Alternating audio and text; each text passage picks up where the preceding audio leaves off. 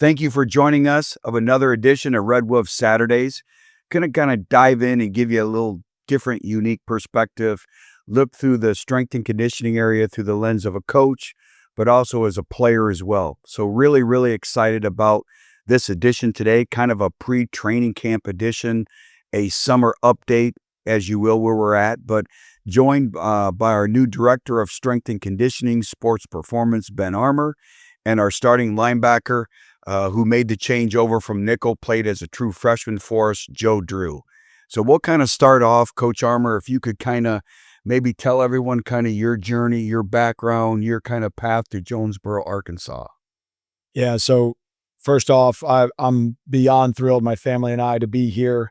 For me, my strength and conditioning coach that I had in college at Western Michigan was the guy that really got me into this. And he made it very clear when I told him this is what I wanted to do. He said, if there's anything else in this world you can do, you better go do that because, as you know, coach, the hours that you put in coaching in general is way too great if you don't have a strong passion for this.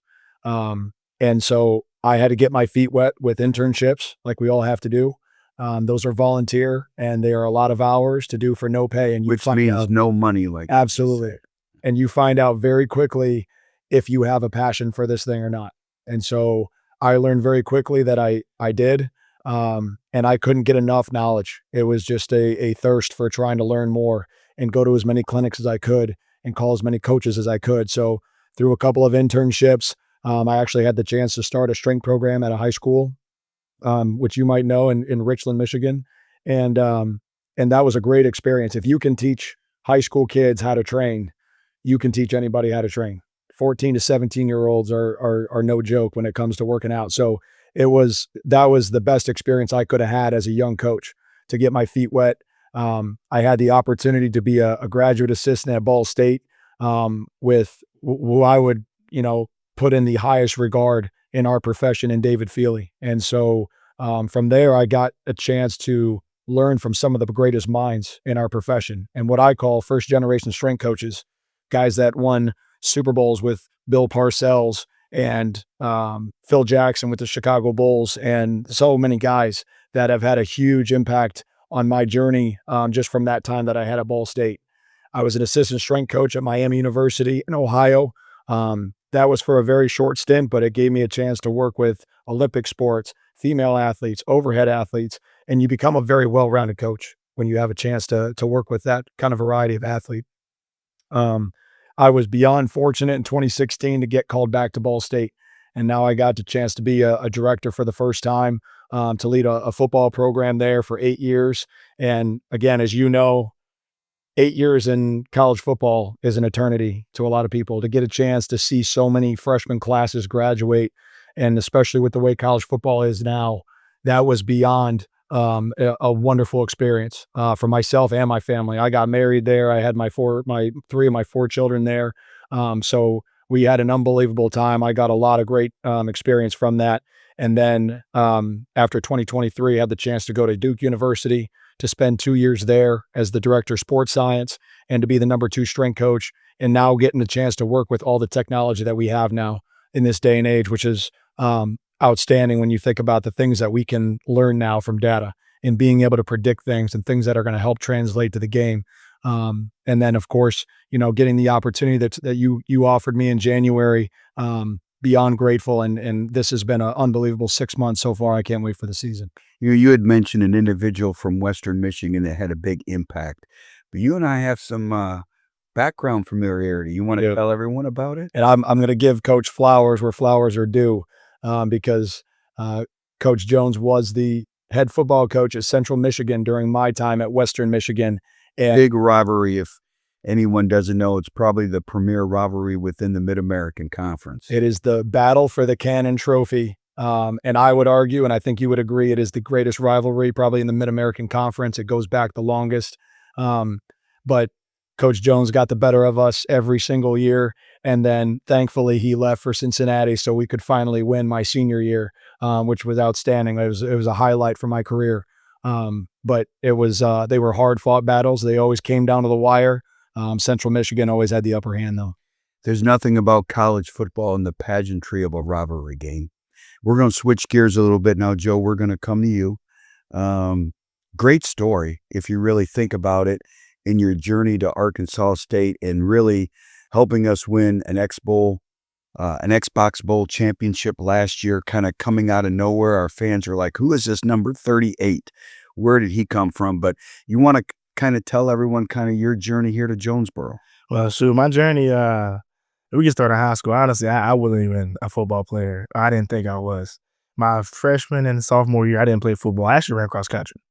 And that's kind of crazy. It was, I didn't think I could do it, but I just did it just for the fun. And then my junior year, I was crazy. My cross country coach, they fired her. So, I mean, the only other sport I really had some type of excitement for was football. So I just tried it. Junior year, uh, I was about, I think, 6 foot, 175 max. We didn't really lift that much. We did just squat, power clean, and bench, but I wasn't really a weight room guy because that was my first time lifting in ever. So, I go out there junior, I play corner. I had some highlight plays all over the year. I mean, all state, first team all region at receiver. I was all state at corner. We did it all. Yeah, I did it all. I had stats everywhere: tackles, interceptions, throws, carries, receptions, all of them. We even won state. So that made me that was crazy. Senior year, do it again. We try to run it back. We lose in the Elite Eight, but my stats was even crazier. And I honestly, after my senior year, I wasn't really thinking about any football interests. When I went to basketball, played basketball, and I went to do track my senior year just to fill up all my high school memories because I knew it wasn't going to last for that long. And then it's crazy out of nowhere. I was coaching a rec department girls team during the basketball season for the rec department, and Coach Kwame, he called me out of nowhere. And he was like, "Oh, hey, it's this Joe Drew. The number is unsaved. Y'all know me. If I don't know the number, most of the time I'm not gonna answer." So he called about 3 times. I answered it, and he told me Coach Kwame. He said he was on the side of the road watching my film. He said he liked it, and I didn't believe him. I'm a real guy, so I didn't really, if I don't see, I didn't really believe him. But I did my research, and I knew it was legit. Y'all offered me. I came on a visit. My visit was like unlike no other. It was like a walk-on visit. I don't think we didn't take any pictures on the field. The pictures in the locker room. I only met in the O-line room. I went in your office for maybe 5 minutes, and then Coach Kwame, he talked to me in the O-line room. So it was like they didn't even know I was supposed to come. I mean, we didn't even know the photographers. They weren't even like here on time. So all that was crazy. But then I think um, after that, I kind of knew this was the place because after talking to y'all coaches, y'all are real coaches. The one thing about me, I like real human beings. I don't like anybody trying to fake it one way or another just to please you. Like when Coach Armour came, when I feel like you was real, you don't sugarcoat anything. I like that. I'd be real back to you. But that really that sparked me coming in. So your journey. So really, where you come from, there's a great pride in terms of saying you're from South Georgia in the recruitment process. So you get here, I believe if my memory serves me correctly, you show up later. So you didn't even report when the true freshman reported. You're about a couple weeks late into it, but you emerge right off the way with your work ethic, your ability to learn. Kind of take us through your first year, the wisdom that you gained, kind of how you continued to progress from where the season started to where the season ended, kind of just your takeaways from last year.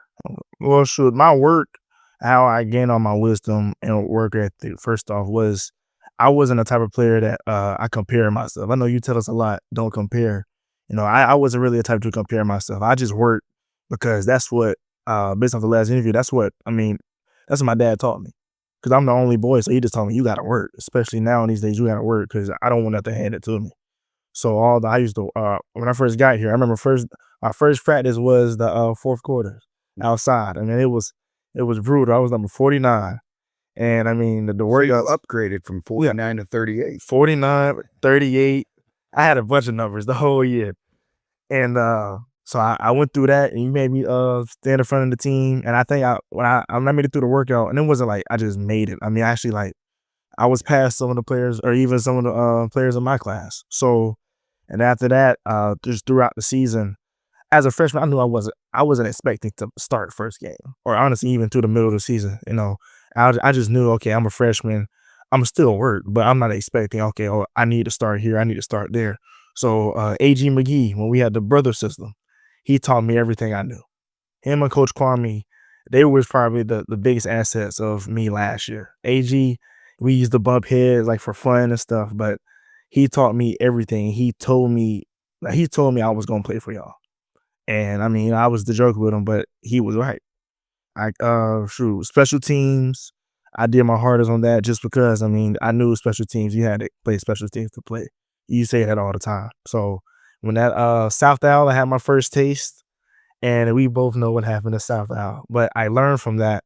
And when I got my second chance at Troy, I wasn't gonna let that one up. And then, I mean, the butterflies, it didn't get to me.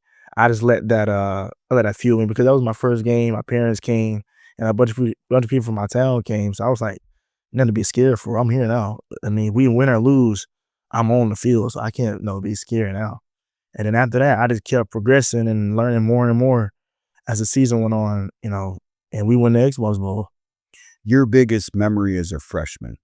I know you have a lot of great memories from last year, but your biggest memory from last year, what would you say it would be? Biggest memory, my dance after the big hit in the Xbox Bowl.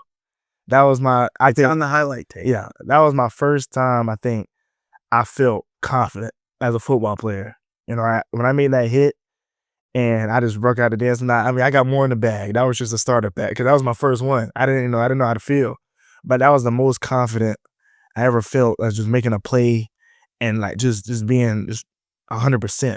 Just in general of anything. I just felt me. We talk about the new age world of college football that we live in. So you play as a true freshman. So you go through your first year, but now you're deemed as one of our captains, one of our leaders on defense. And when you really look at it in the grand scheme now of the 5-for-5 period, you're very relatively early stage of your career. Yeah. How have you handled in terms of that leadership role now, the expectations that now come in your second year here at A-State? It's no different. It's not that much pressure. It's just more responsibility is on you as like just from the eyes. Like whenever anything that happens, now a lot of eyes are on you whenever something goes down. I mean, it could be last year. I think I had the same responsibility. It's just whenever anything went down, the eyes wasn't first on me. We had Jalen Rayner, AG McGee, a lot of the seniors, even on the D line and the linebackers. There was a lot of eyes on them. So now it's the same role for me. I mean, the standard's the standard. Everybody got to hold up to the standard. So now just a lot of things that happen. I mean, holding up players accountable, you got to look to me first, and I'm gonna hold it up regardless because end of the day, we're all in at, we're all for one. We're one identity. So I mean, that is just something that everybody has to do. So now you go, last year you played the nickel position, and now some person gets some crazy idea to move you to middle linebacker. Kind of take us through your progression from going from really outside the box on defense and now playing in the inside, in the interior of the defense, playing the linebacker position, kind of the nuances of that, and how has that transition gone for you? Well, I don't know who thought about that, but the transition, it wasn't, I wouldn't say it was that crazy because being a nickel, like you said, we're just outside of the box. So we're really 2 yards away from being a linebacker. I call it an outside linebacker. Yes. So I don't think I say the biggest part about the transition was just mentally just knowing more about the game. So now I know what happens inside the box instead of outside the box. And I'm now, instead of hearing from the linebackers, I'm the linebacker telling the nickel what to do. And after that, I mean, once you understand the game and understand like the schemes and stuff, it's simple. Like everybody, when you master something, it's simple. Like a gymnast might not know what a basketball player is thinking, but once you master it, is nothing hard. Instincts. Yeah, it's just instinct. And then then the physical part, I was a 190, so I had to get my weight up, which I got that up now. Now I know I still got some more room, but I think after the physical aspect, because it's instead of hitting a receiver, it's 300 pounds on you, maybe more. So I mean, after that, it's just about see ball, get ball once you understand the scheme stuff. I still remember that winter afternoon, you coming in the staff meeting, and I asked you, I need you to research a player named Jalen Reeves-Maben. And it's just, through your career, you have people that really impact you. And he's still one of the closest relationships I have. We text every day. And, he's played, I believe, 12 years in the National Football League. He's the president of the National Football League Players Association. And you two are like clones. You could be twin brothers in terms of he was about 190 pounds. He was a high school quarterback. He was a player of the year in the state of Tennessee, played safety. And we moved him to linebacker, and he was undersized. He didn't want to do it. And he first excelled on special teams. And that's how he's made his mark. He's the highest paid special teams player in the history of the league. And just, your two progressions are the same of your instincts to go get the ball. You actually both start at the guard position on punt. There's a fraternity there. So it's been a great journey, and, kind of switching gears. And that's why we have Coach Armour on as well. Okay, so Coach, you come in, you have a new team, you have to learn new things, you have your own philosophy. How was it coming in here, kind of implementing your style, building trust and rapport with the players? What were some of the things initially you thought you had to do in your area to help our football program and our football team? Yeah. I'll start by saying this. I was under the impression I was going to have to do more than I actually did. And I say that because of the number of guys that we had coming into the program that were new. When you're not used to that, and we didn't have as many new players coming in at Duke. Obviously at Ball State, this portal era was not what it is now. And then what I quickly realized was how whatever returners we had coming back, every single one of them understood the culture. You have a guy like Joe Drew who's been in the program for a year, and he knows it top to bottom, inside and out. And I can immediately go to somebody like him. I can immediately go to Chauncey Cobb. I can go to Jalen Benelli. I can go to Tristan Smith, Will Saxton, and I could go on. And they all know what our culture is. And then it's laid out for me. So the hardest part for any strength coach really is you're an extension of the head coach and the vision that the head coach has for the program. And so when you have all of this kind of laid out on a silver platter for you, it makes your job 100 times easier. And now it's just follow the outline. That's all it is. So now we can really get into, all right, what are we going to do physically? How are we going to change this team? And then how are we going to uphold the standards of our culture while we're making these physical changes? And that's where you have the art and the science of strength and conditioning. The art is taking in all these things, all these intangibles that we need to have to make a strong football team last, to be great in the fourth quarter, to have great starts, to never get complacent throughout the game, and then all the while get stronger and get more powerful and fast and well conditioned. It's such a really cool dynamic that makes it what I think is a really fun profession to be a part of and to be excited getting up every day to do. It was not as challenging as I thought though, and that was great because we were able to hit the ground running because of the culture that was already set.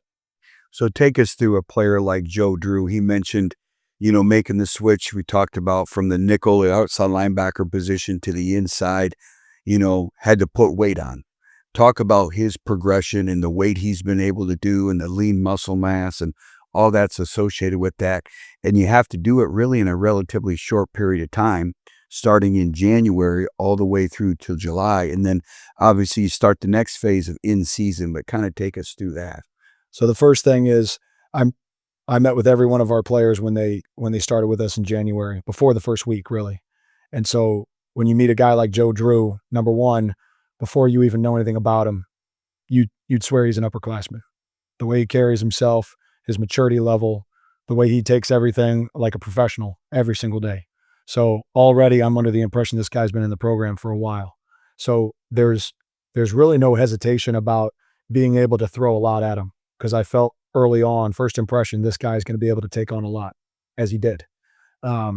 Now, when you're having a guy make a position change like that, as I've worked with several athletes that have done this, you talk about the Mid-American Conference. A lot of guys don't finish in the same position they started in. So a lot of times guys tell themselves, I have time. It's okay. I'll slow cook this thing. I've got time. And Joe was not that way. He attacked it from day one. And, I can't tell you how many times he has hit me up on a Sunday afternoon to show me what he's eating. When he's made it in the building on the weekend to show me what his Scott diet is. here. Favorite food. If you get an opportunity to eat whatever you want, then what are you eating? Oh, easily. A Waffle House, Oh, All-Star, then we have a new Waffle House in town too. Waffle House, All-Star Special, 2 bacon, egg, and cheese melts, and a grit bowl, all at the same time. And what are you having to wash it down? Oh, I'd do lemonade or water. Do you frequent Waffle House a lot? Yeah, they know my order. Like you go, it's the one by like going towards hygiene. So we may have like an NIL deal I could. in our place. I mean, shoot. Hey, I want to. They literally. They know when you walk in, they know what you're having. I forgot her name. I gotta get her name. But every time I walk in, she's like, "Oh, you want the same thing?" Yes, ma'am. Every time. You have to go there quite frequently for them to know your order. Every day. This last week I haven't, but all the other times, every day. Take any teammates with you? I take actually Paul Risper and Rasheen. They when I take some of the true freshmen under your wing. Yeah. Telling you, hey, it's the spot. I did not know you liked Waffle House. It's the spot. You know what? I'm gonna show up one of these days. This is South Georgia's thing. We got that is true. Yeah, that is true. Okay, so you can continue on with the Joe Drew development. Now everybody can see exactly what I'm talking about here. No, so in the winter, we put an emphasis on 3 to 4 things at a time. We're not trying to be a jack of all trades because all we get is mediocre at all those things. So in the winter, we're really big on size and strength. We have to build that as our foundation. And it doesn't mean you don't work all the other areas of your program. You absolutely do, but that takes priority over anything else. Because if you don't have that, you play catch up in the summer when now your running picks up, your speed development picks up. It's really starting to be too late to get that process started. And really, you're just spinning your wheels. So I thought Joe did a great job because, you're talking about 190 pounds to really being about 207, 208.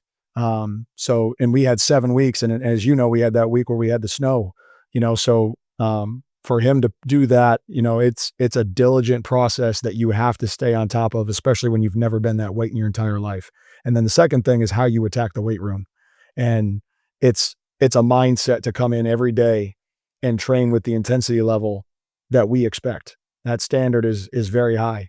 And as Joe's mentioned, we're going to be real with you about whether you're coming in with the right mindset or not. We have to make sure that we stack consistent days or we only get so many of the benefits. And I would say he's the epitome of what you're looking for when you talk about somebody that attacks it every single day. You're only going to get part of the result if you don't do that. And so, that's a credit to him. As we transitioned into the summer, now he knew he had to finish the process. And he'd already built the blueprint for exactly how he needed to eat. The only thing that we had talked about was now the running is going to pick up.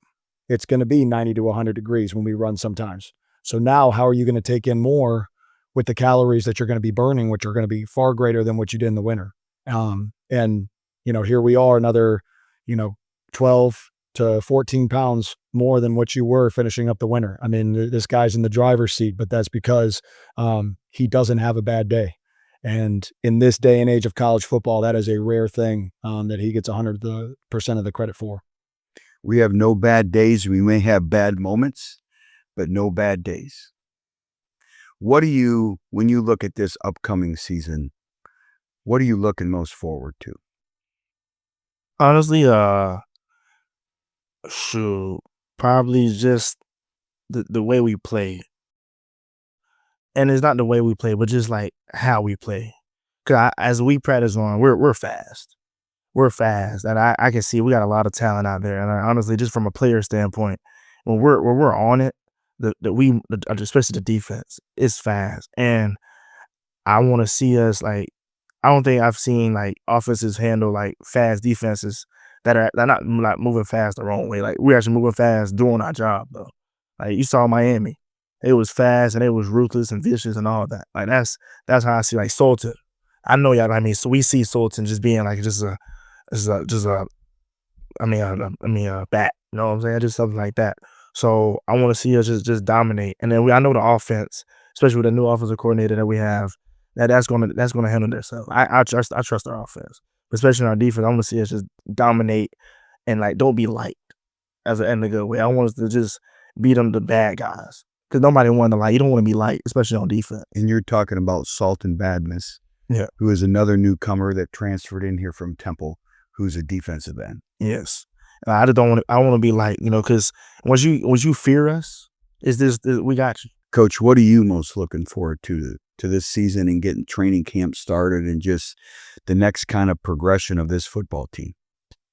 I am most excited about watching these guys accomplish the goals that they've worked tirelessly for the last 6 months. I think the program that these guys have put together, not me, because they have to be the ones that put the work in every single day, in which they have. And so, as a coach, when you get to see that every single day and you know what they're training for, and it's the coolest thing that to me is why football is the greatest team sport that exists, because you get 12 guaranteed opportunities and 8 months of your calendar year. Right. And I'm going to stop for a second. And I don't think I've ever told you this, but when you were at Tennessee, you actually did a study to find out what % of the calendar year was spent with the strength staff. And it went public, and I actually found what that was, and it was 87%. And I used it in my recruiting pitches every single year. So while our paths crossed briefly when I was in college, that was something that I had mentioned many times. But that's what makes it so great, is there's so much more time spent preparing for the sport than you get to actually play the sport. And that's why, to me, like it's the most rewarding thing for a strength coach when you watch all these workouts and now they get to go put it on display and now they get to go play the game they love. I'm very excited for that. So you listen to Coach Armour describe who you are. Describe to everyone who Coach Armour is. Coach Armour's one of the realest guys I've ever met, and we call him a drill sergeant, because he come in every morning. Good morning, man. It's got that command presence. Telling you, and it's every day. It's not just a one time thing. It's every day. No matter how he's feeling. I don't know what time he wakes up, but I know it's early because we live early. So it's every day, and he's gonna make his presence known, and he's gonna hold himself to that, because once he's going, we're going. Because if he brings that energy, he knows we're gonna bring that energy, and it's very in details. Is also one thing. Details. He's very strict on details. It's not how much. It's like, I don't know. It's something like, not how much you do it, but how you do it, or how it's like something like that. Not what you do. Yeah, it's not what you do, but how you do it. Because I can shoot a power clean, say 350, but if it's not right, if it's not like the right fundamentals and the right steps and everything, or how fast I do it, he's going to critique me on that. I mean, there's a lot of guys that have been through that. I mean, he power clean went up crazy just because of different movements that we do just to help with the power clean.